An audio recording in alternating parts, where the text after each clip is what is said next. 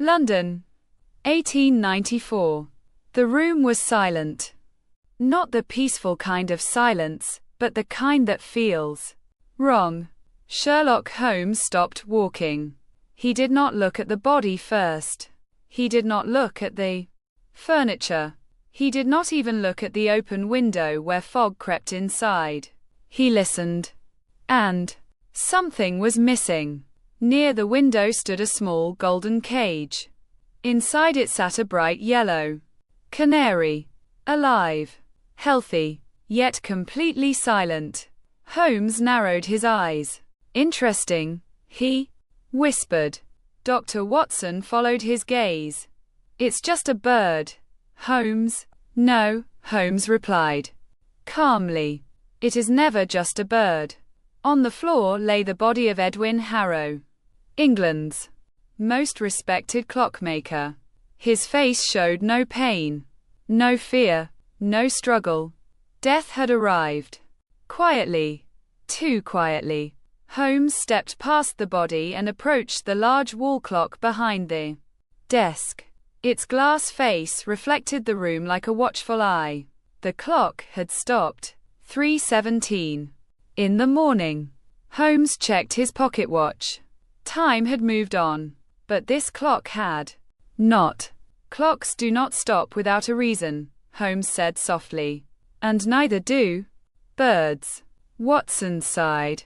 Perhaps he died of natural causes? Holmes turned slowly. Then, explain the silence. He approached the cage. The canary tilted its head, watching him.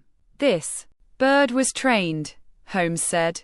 It sang every hour, exactly on time. Watson frowned. You're assuming? Holmes smiled faintly. I'm observing. He tapped the cage gently. The bird did not sing. The room felt colder. Holmes knelt beside the body. No wounds, no bruises, no marks. Yet something lingered in the air.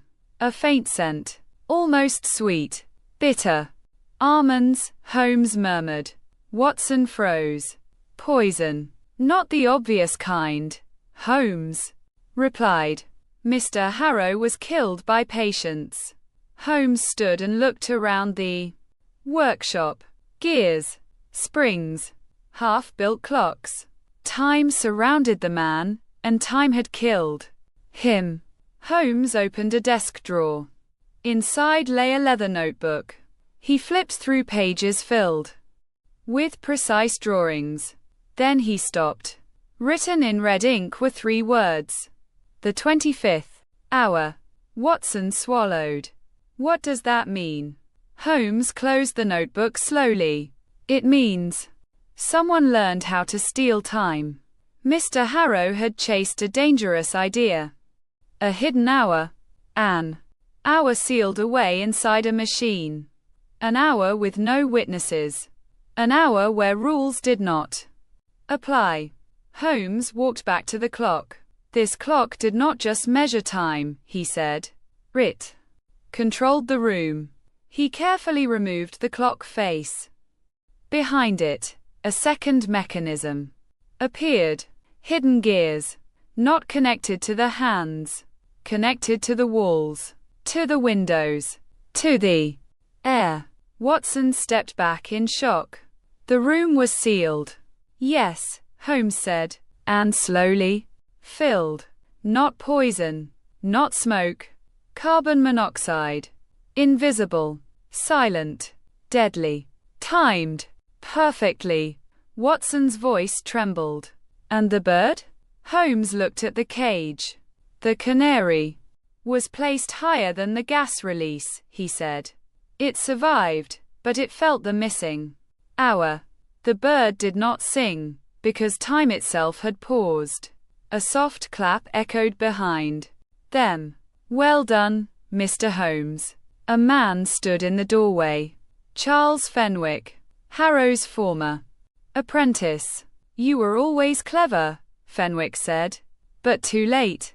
Watson raised his revolver. Holmes remained calm. You killed him because he refused to sell his invention? Holmes said. The hidden hour. Fenwick smiled. Time without consequences. Holmes pointed to the cage. You forgot one witness. Fenwick laughed. A bird? Holmes stepped closer. When time moves forward, the bird sings. Footsteps thundered on the stairs. Fenwick's smile vanished. Holmes spoke quietly. You stole an hour. Time has come to take it back. That night, Baker Street was alive with sound. The canary sang, clear, bright. Watson watched the bird. I will never hear silence the same way again. Holmes looked out into the fog. Neither should you, he said, because sometimes the loudest truth is silence.